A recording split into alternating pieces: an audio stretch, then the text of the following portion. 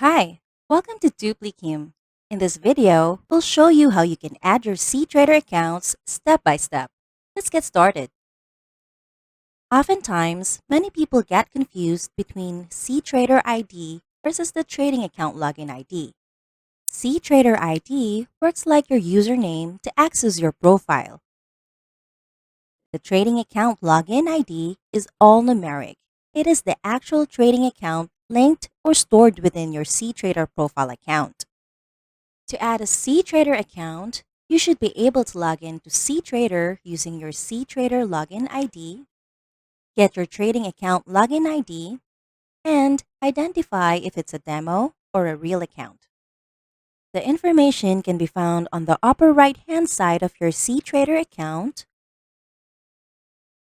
or you can head on to cTrader Overview page and go to the Trading Accounts section. Now that we have the information we need, let's head on to our cockpit and set it up.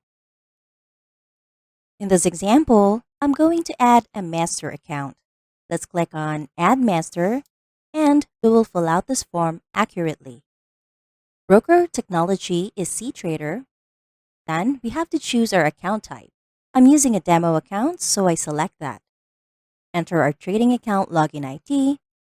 Make sure that we have a subscription assigned here. Then click Add.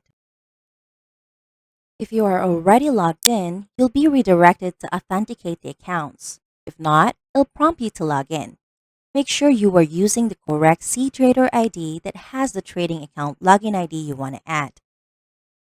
I see my trading account login ID here, so I'm sure I'm on the correct cTrader account.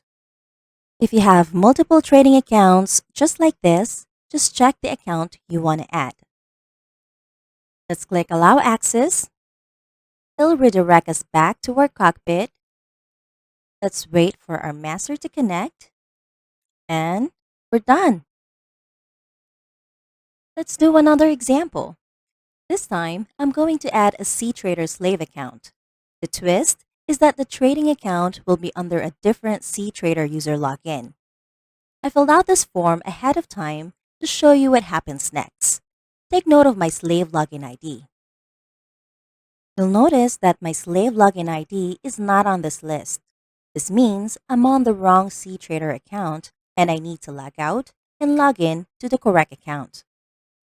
The dilemma is that Spotware remembers your previous login, and when you log out and do it again, it goes to the same account you last used.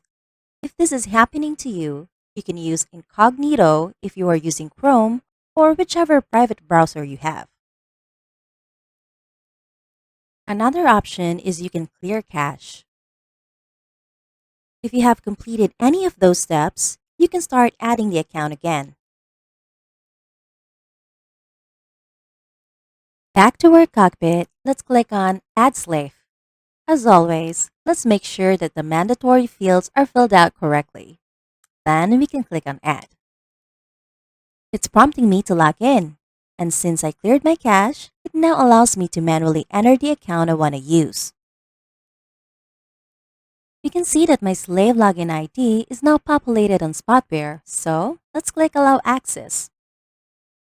It's going to take us back to our cockpit.